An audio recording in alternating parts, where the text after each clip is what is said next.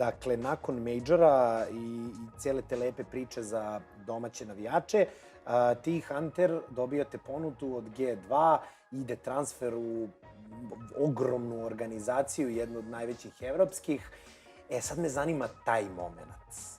Kada ti dobijaš informaciju, recimo da je G2 zainteresovan za tebe.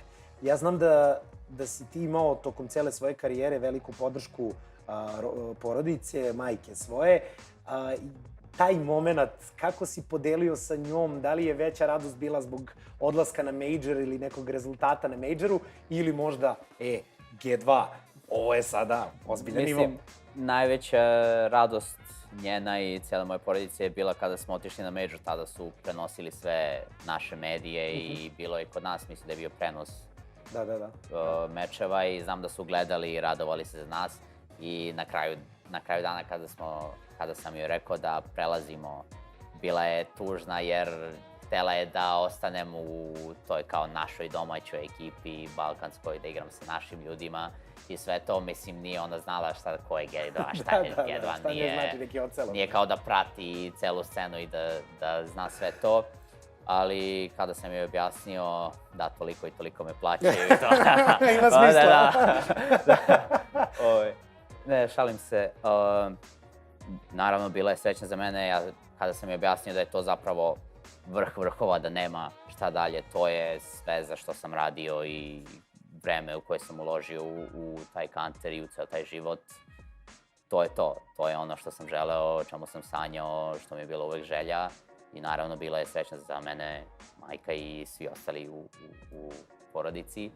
Ali nije bila jedina ponuda. Aha, sad ćemo da saznamo možda neke sočnije detalje. Dobro.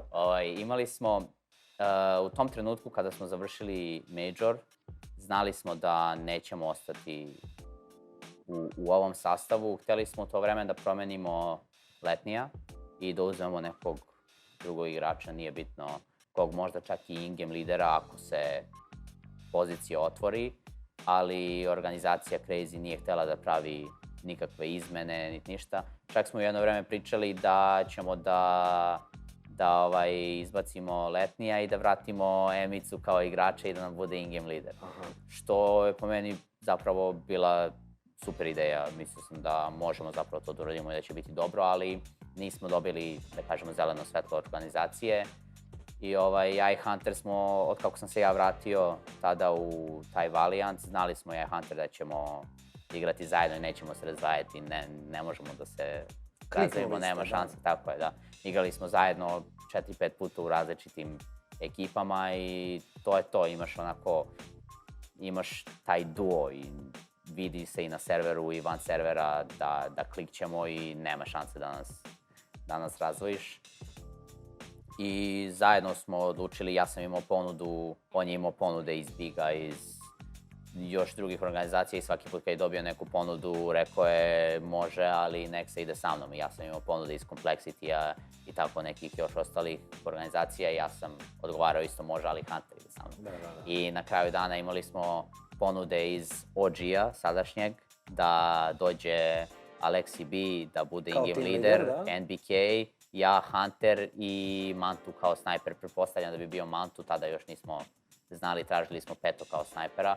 To je bila jedna od tih kao opcija. Druga opcija je bila da dođemo ja i Hunter u Complexity i da odemo u Dallas, tamo u Dallas Cowboys, onu veliku facility, onaj njihov veliki.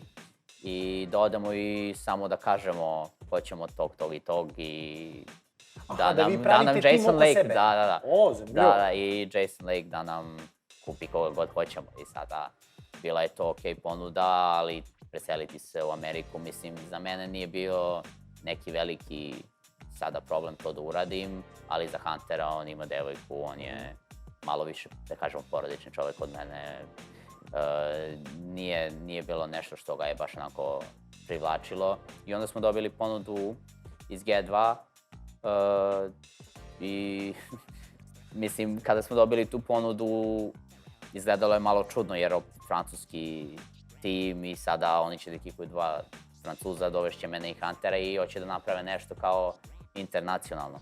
I sada mi kako smo gledali na to, imaš Kenny S-a, Shoxa tu, mislio sam nema šanse da će nekog od njih da izbace. Znaš, i ono, mislili smo izbacit će sigurno Lakija, i izbacit će, ne znam, Amaneka ili Jax. To mi je onako najlogičnije izgledalo, pošto nam nisu rekli zapravo koga će da izbace, dok mi nismo potpisali ugovor. I na kraju dana odlučili smo se da je najbolja opcija i za mene i za Huntera da odemo zajedno u G2. G2 sigurno jedna od najboljih organizacija na svetu, nema šta tu da se priča.